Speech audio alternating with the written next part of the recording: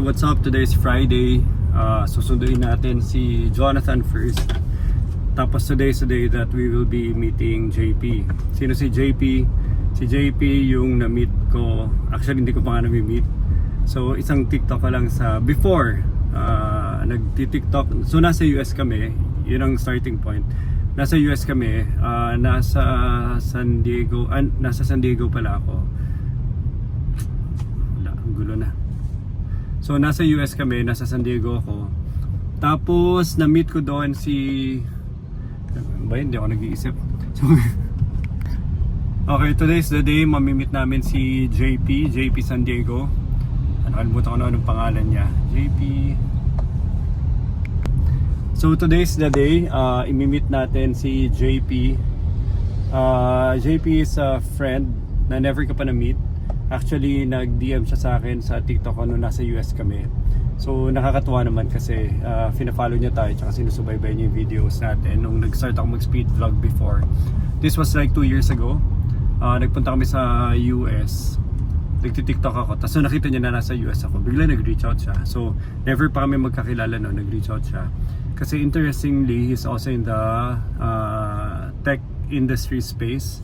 IT industry space. Doing, I think specifically ERP consultancy para mga business development about ERPs, SAPs. Nag-reach out sa akin. Supposedly magmi-meet kami sa US pero hindi nag-align yung schedule kasi gumagalaw kami, umikot-ikot. So we've been doing several stuff. Palagi kami nagkakamustahan lang over WhatsApp. We have a few projects lang that we're trying to do. Pero never ko pa siya na-meet in person. And today's the day.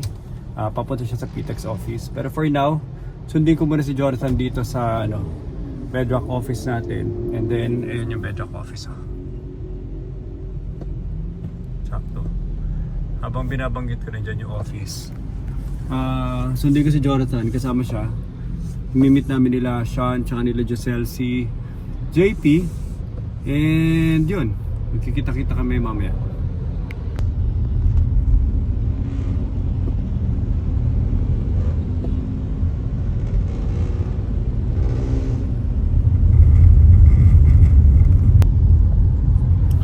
So this will be the first ever English vlog that I would be doing. So this is also in preparation and also creating that identity and image that I have an English vlog. So at least when I have like friends from Dubai, India, and other parts of the world, they can easily follow me because I am talking in English. So right now, I'm traveling along Commonwealth, and I'll be picking up Jonathan in maybe 5 minutes. So I just need to do a U-turn and pick him up. Today we will be meeting JP from San Diego. I met him before. No, I haven't actually met him. I just did this. So when I was doing TikTok contents in the US, like specifically San Diego, he hit me up. He said that he was following my AI contents. Unfortunately, we were like heading to Sedona. So we were trying to find a way to basically meet each other anywhere LA or San Diego. Unfortunately, schedules didn't align, but we kept in touch.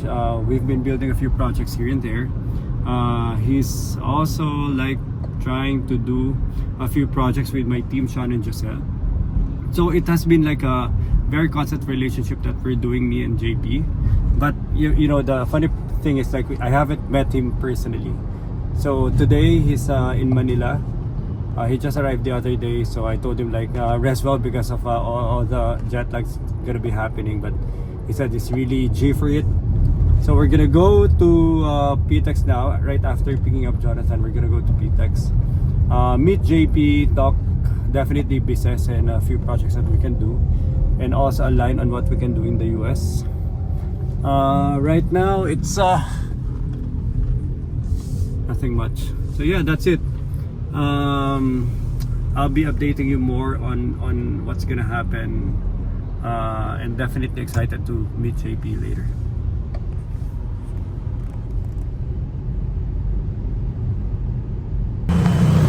On the way na kami ni Jonathan, imimit natin si JP, our San Diego, US San Diego connection advisor.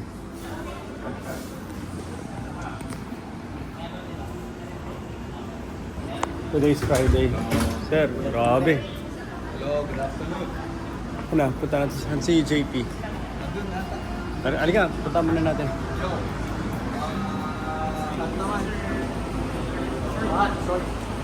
Ano oras na ba? Andiyan na? Saan? Sige. Andon? Kausap niyo na? Nagtutour na kayo?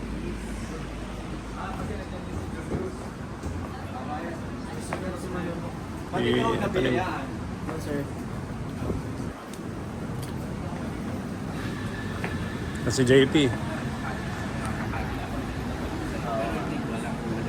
Sir, bawal seryoso dito. Bawal seryoso dito. Masyado ka seryoso. Yo, what's up? Finally, Grabe oh. na-meet namin in Mukhang person. May business meeting kayo dito ah. Akala Akala ko casual meeting lang. Pare, I'm glad. Akala ko hindi kita makikita. Akala mo hindi kami totoo. Sige. Papa-explain ako kayo. Sinong kasama? Okay lang ba? Binivideo ko kayo. JP. Hello. Sandali. J. Puro J ah. Yan, si J Cell. J Cell. J Jailius. Jailius. Gian. J Cell. Sige. Sobrang lupit pare. Galing ng ano. Itong bago. Ito. Dami pa yan. Sawa ka. Pato ko lang bag ko ah. So ito si JP. JP yung anyway, tuksa. May pronunciation naman sir kung paano din kasi. Yeah. Then CWC correct word count. So ito yung number ng words. Dito po mga doctor. Dahil sa mga TikTok mo. Halos sa ibang match mo, sumabay na rin sa ibang ano. Monday? Akala ko ang schedule mo Monday pupunta dito. Hindi, Tuesday ang flight ko. December. Ano yung need mo? Very custom development. You Is services as a software. Diba dapat? ang point ko lang, medyo, so tanggalin mo tong LLM na to, pre-productize na namin heavily. Hopefully kung ano yung need dito, pina-productize namin. Yun yung non-stop lang na, kaya wala kami ginawa kung mag-UI UX ngayon. Pero bottom na model. So, question. So, ito na yung mga malalamang question. Applicable ba yan sa US market? Ang sagot ko, yung LLM na ginagamit namin dito, pareho lang doon. Yung bubble namin dito, bubble lang din doon. Tapos the way users engage, pareho lang. So, I guess it's really the same.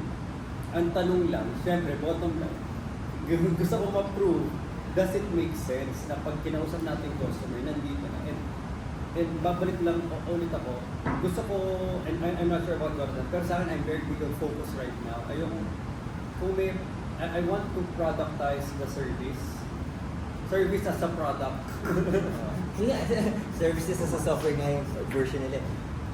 Pwede ba ako, gusto ko sana ng drawing, ipapakita ko sa iyo ano eh, yung ano yun eh. Pwede ba tayo makikita? Yan, dito. Pero pa, ito ano.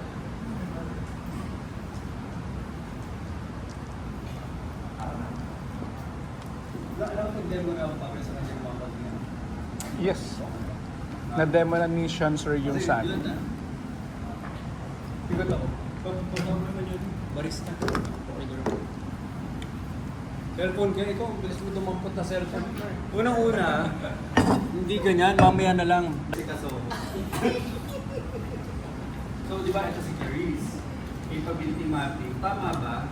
So, because of the experience ng mga consultants, advisors, nagkakaroon ka ngayon ng parang after going through that exercise, bibigyan kita ng isang parang, ano ba tawag doon? Para report? Blueprint, yeah. Blueprint report na, ito yung assessment ko for the entire company, ito yung overall summary niya, ito yung delta mo for every department, tapos ito yung, dito mo ma-assess kung gano'n ka behind. And there's a business value of it, tsaka investment value in terms of ano yung kailangan mo invest to basically catch up with your company. Parang gano'n siya in essence, di ba? Capability mapping. Tama, sir? So ngayon, nung pinipil ko yung capability mapping, ang isa rin na parang pinipil ko siya, would I want to do this regularly? So, kasi one thing na you need.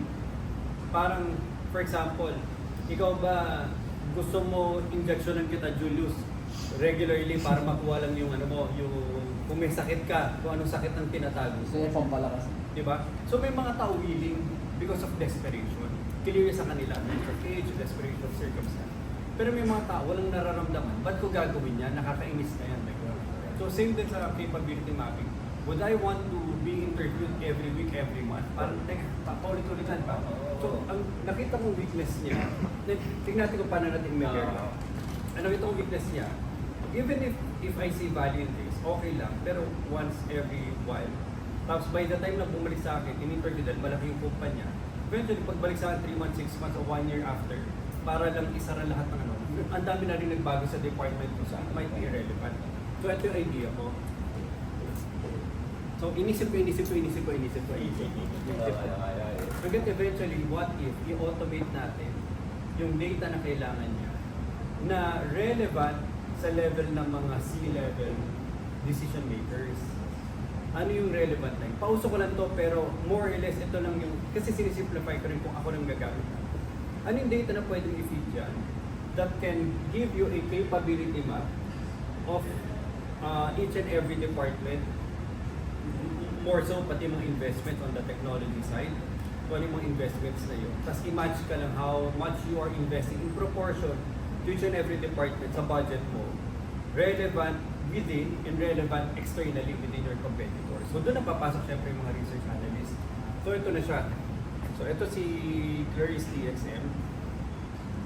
Sabihin mo, nandito na yung mga, ano, ang tawag dyan? Yung know-how, experience, parang pinit mo na as a prompt. Let's say, naka-design siya. Alam na niya kung anong gagawin niya. Kailangan mo lang siyang i-feed.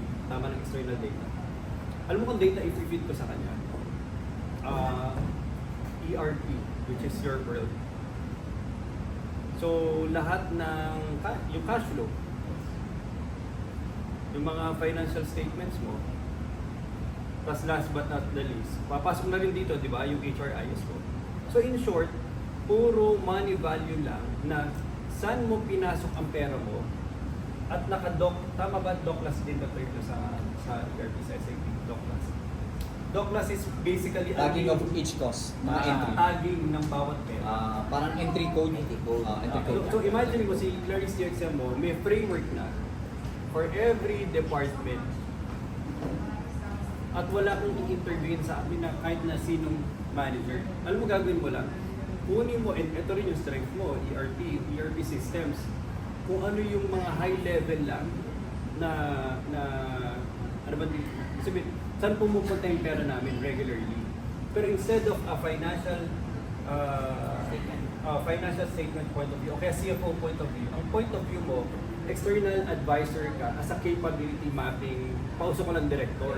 Ano sinasabi niya? If you put, kunwari, 1M here, 500K here, 2M here, 3M here, blah blah blah. Ngayon, ito, there's this entire prompt and research, particularly kunwari, ano to, ano tawag doon? Yung mga kotse na investments? Capex. Capex niya, anong klaseng, ano yun? Anong kasi ng investment? Yung mga kotse. Yung nadi-diminish yung value niya. Basta mga kotse.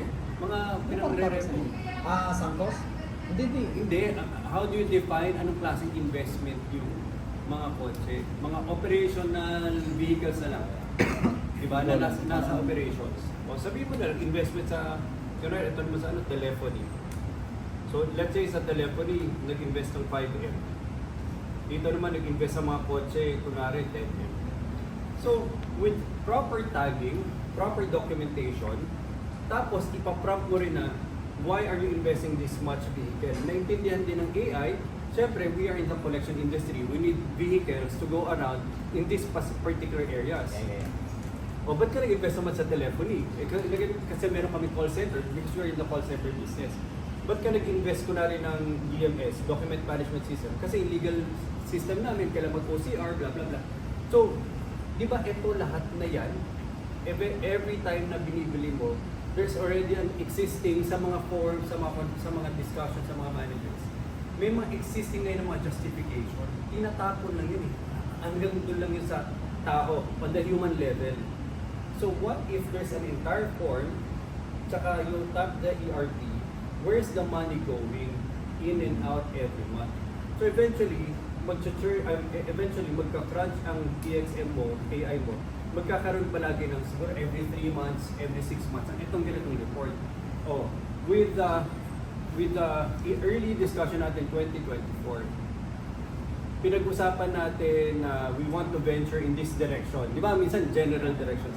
We want to venture in this general direction and then we would invest this much to be competitive this much in this industry. So ginagawa ng capability mapping, ito ang ideal state if you want to be highly competitive. Tapos meron pa kayong vision. So sabi natin yung vision mo mas above pa sa ideal. Kasi vision nga, may vision, may ideal competitiveness, tapos may actual. Tapos ito yung pera. So the point is, kung si CTXM ang binibigay niya, capability mapping mo sa vision where you put your money or investments. So put your money where your mouth is. Kasi at the start of the year, ang pangit na start of the year, 2024, 25, 26, at the start of the year, may mga big vision bets usually ang mga, di ba, mga people who run the company, mga nasa CFO, CEO. Ang problema, madali magsalita. Pero in reality, sir, akala ko ba ayusin mo yung ganito ganyan? Wala, blah, blah, blah. Sabihin, one thing na whenever we have like strat planning, ang daming binibitawan ng promises, di ba?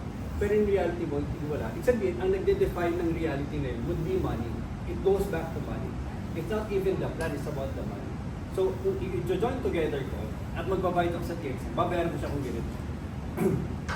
You put the capability mapping experience dito na isasabihin niya, non-stop, may mga researchers kami within your industry, alam na namin kagad yung ideal, tsaka actual, ideal, actual. So kung pinid mo siya ng certain number of information, alam na namin where you fall. Tapos mag-generate na siya what you need to do. Tapos imamatch na rin namin siya sa video. So pauso ko nito, hindi ito yung actual framework. So ang point ko lang,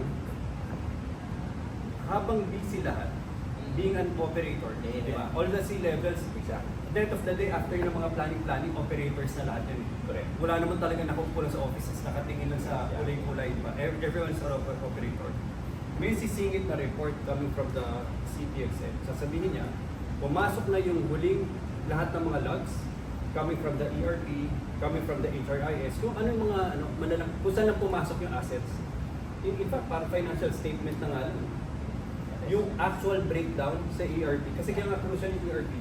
Kasi nandun yung actual breakdown, nandun yung aayusin pa, di ba, going back to data, may ganitong pumasok na expense. Anong expense yan? Tao yan. Anong tao? Anong klase? So with AI, there's a full comprehension palagi. Correct. Na, teka lang, overloaded na yung budget nyo, dito lahat nagpuntahan. Wala na kayong budget for this one. So, off track na kayo sa vision nyo, not unless mag-inject pa kayo ng pera. So ngayon, nagkakaroon siya ng pambalanse. Ang perspective niya ngayon is not a CFO perspective. It's basically just capability, competitiveness. Alam mo, ang ganda ng isip mo eh. Sobrang ganda ng isip mo. And alam mo bakit? Yung solve mo. Sorry, sabog yung ano. Alam mo yung penmanship ko, yung penmanship mo. Hindi, alam mo, Yung pakapit. sandali. Alam mo bakit? Kasi, kung aral ka, di ba, parang Kung aral ka, maganda penmanship mo. Hindi. Kung aral ka, maganda penmanship mo. Kung aral yung yung point of view, di ba? Ang sinusolve mo, execution ka, di ba? Ang strategy, actual, di ba? Yan yung tawag mo. Number one, maganda. Kasi maganda, kasi yung sinusolve mo, tagal yung pangalan, di ba? Ang may solution na sa industry, ang tawag sa solution is IDP. Integrated Business Planning. Kasi nga, to your point, lahat ng companies, especially the Fortune 2,000, 5,000, yung problema na kayo dito. Ano yan? Sobrang laki na problema yan. Na every time that there's a vision, execution ka. At ang masama, nadidrain yung finances. Kasi nga, over budget, run natin. So ngayon, ang integrated business planning na solution is exactly what you just explained. Hindi rin explain yan, di ba? Dito. Parang may ilaw. Yan. The problem in debate is business problem is Picture lang, white. Okay. di ba? Hindi siya automated to your point. So ngayon, yung system na to, hindi siya sufficient. Di ba? Tapos ito, to your point, ano siya, financial heavy. Tapos visually, unappealing. Kasi may pangalawang solution. Tawag ito, PPM. Another solution that, portfolio project management. But basically, for each of the project na nilaunch mo, yung portfolio mo siya, para may isa, system mo siya, tapos makita mo sa budget. Again, two different systems. Diba? So, ano yung vision namin sa close to exam, diba? Exam, hindi to replace them. Kasi nga, again, practical, diba? Ang practical solution that natin replace exam right now is just to solve very, very specific problem right now. Kasi nga, advisory, diba? Paano natin mapapabilis yung diagnostic? Papabilis ako sa diagnostics na ano. Kasi nga, your point is stickiness. You want to be sticky enough na magiging persistent siya na doon talaga siya for C-levels, CXOs, not only CXOs, but also for people who's executing projects. Na, pagdating tayo mo, teka lang, ang pre-analysis ko, 30% reduction ng cost. 27% lang. Depende mo yung tao na nagbigay na 27% versus 30%. Ang tanong, kung may gap na 3%, is that a good or bad metric? But hindi mo alam, di ba? Ang tanong lang, makita ka, hindi nga rin nakikita yung 3%, hindi nga rin nakikita yung 27%, hindi nga rin nakikita yung 50% of your output, di ba? Kasi wala siya consolidate ito. Kasi different systems, different processes. It's 0 to 27%. That's a very predictive because of AI, trend and everything. Yeah. So everything is, dapat prediction based. Hindi Maganda siya yun, reactive. o diba?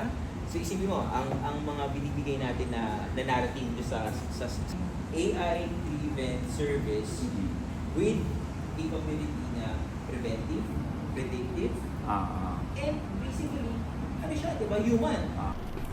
Okay, what's up? So, nandito si JP. Isang mahabang session lang about some potential ideas and opportunities. Personal mission niya for the Philippines. Tama ba? For being, hopefully, di ba? The next big unicorn here in the Philippines. So, si JP, a little bit of background. Ikaw na kaya magsabi. Saan tayo na-meet? TikTok. TikTok. So, si Ian and I are magandang ano namin yung love story namin ni Ian. Pero may intriga na. Go.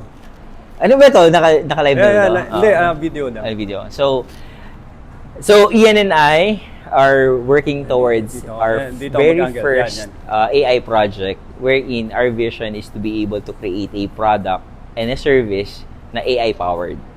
What we really want to do is to create the very first na $1 billion na solution that we can be proud of na Pilipino tayo. And nakikita niyo yung mga tao na yan, di ba? This is not something that we are trying to conceptualize without a backbone. Ang gusto talaga namin is to utilize the Filipino talent, leverage yung galing ng mga Filipino to show sa world na very competitive tayo. More to come. This is the start of the story, hindi to end ng story. So, more to come. JP nga pala with Ian here. Pare. Filipino, hindi AI powered, Filipino powered. It's a good Ganda. Pares, thank you so much. Wait, dagdagan mo pala. So, ikakat ko na lang to. Sige. Little bit of background. So, kakaland mo lang kailan? Landed kahapon, from San Diego, California, and then kahapon lang ako dumating. Only mission is to really, meet Ian and the team kasi I've been working with them virtually for almost a year na. And again, thanks to the generosity and the vision of Ian for the Filipino AI and utilizing the talent. We are exploring a lot of things about AI because of Ian's vision. And I'm very fortunate na we are working together so that we can, we can really do it. Tas background in the US. Oh, US, I'm an IT consultant. I work from advisory all the way to maintenance. So anything soup to nuts ng IT, I do that. Most importantly around ERP. So I do, I do from pre-sales, sales to implementation. And then most of your clients are in what market segment? Most of our clients are enterprise clients, $2 billion above, and we serve global clients, and we implement ERP systems, and we improve revenue, and basically improve productivity using And software. last question, importante na rin. Anong background mo sa Philippines before ka nag-US? Oh, I'm an IT consultant dito sa Philippines. Nagsimula ako SAP.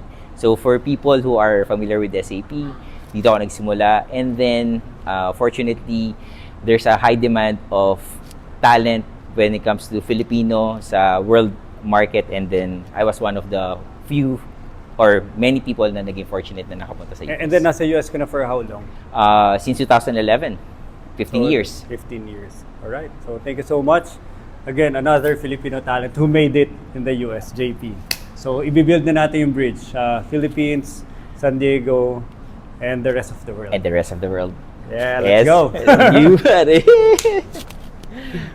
Nagkakagulo sila doon, nagkakagulo. Samahan nyo ako, nagkakagulo. By the way, andito pala si JP from San Diego. Nag-observe do sa product natin for Okay Po. By the way, live na. Tama ba, Sean? Yes. So live na, pwede nyo na po i-click yung link in my bio, yung okaypo.com/ian. Nandun lang, dito lang sa TikTok. Link in bio, at ito po itsura niya. So from here, ito yung page ko. Actually, nasa kami edit view, pero punta ka na doon sa dito, sa full view. So pag clinic nyo yung link in bio ko, ito na yung lalabas.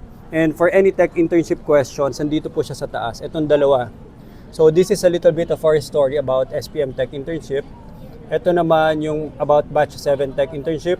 November 10 to December 10 po yung application period. Start na po tayo after the New Year na para hindi magalo, January 10. Ito naman, may ilalabas kami na join our WhatsApp community. May WhatsApp community link na ba tayo? Wala pa. So, balikan nyo na yung WhatsApp community natin. Ang mangyari po dyan, kasi marami rin pong questions about career shifters. Meron din questions na non-students na gusto nila pumasok sa internship program. Unfortunately, naka-configure lang po yung system namin for students na nag-internship in cooperation with their schools. Pero if we have X amount of interested people who wants to join the internship community, maybe we can do it siguro hybrid muna. Majority of it would be online internship project, so we can give you an actual work para maging portfolio. Yun po ang gagawin natin dito sa join our WhatsApp community. Ibigay na lang po namin yung link. Join lang kayo. Brainstorm muna natin. So we can't promise anything as early as now, pero brainstorm natin kung paano tayo magkakaroon ng community for the non-students tsaka career shifters. Sa baba naman, ito, direct hire. We are constantly looking for UI UX designers tsaka video editors. By the way, I forgot to mention, AI lahat to. So you can click any topic and chat and get further clarifications. Wag din kayo mag-alala kasi punta kayo sa CRM. Doon sa CRM natin, yan, hindi ko nang papakita na, yan, malayo na lang. So dito sa CRM, nakikita namin lahat na nag-chat. So even though kausap nyo AI, we have real people supervising the nag-chat support po. Rini-review namin kung accurate yung mga answers. Pag hindi po accurate yung answers, in-escalate din po yan sa team natin na sinasagot din po yung mga questions nyo kung hindi ma-answer. Nakakatulong lang talaga AI to simplify the onboarding process sa lead gen, ano ba tawag dito, sa first stage of the funnel. Natutulungan po tayo ng AI para hindi nasasagot ng lahat rather than masasagot lang siya every time may tao, which is mahirap dahil may iba ring trabaho yung mga tao. Last but not the least, kung SP Madrid naman ang objective nyo, this is the link for it. Ililid kayo sa isa pang link. Tama ba, Sean? Ililid sila sa isa pang link for the SP Madrid? Yes.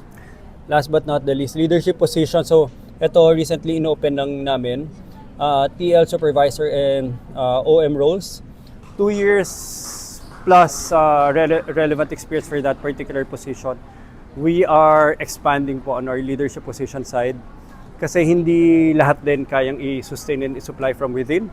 So ito po yun. Kung i-click nyo rin yan, we have actual talent specialists reviewing it.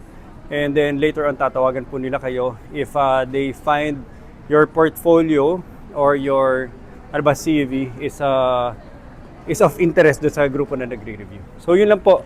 Babalikan ko lang po, akit ka sa pinakataas. Available na po itong, akit ka pa, yan. Yan, link in bio ng Ian. Nandun lang yan sa TikTok ko. Click the link in my bio.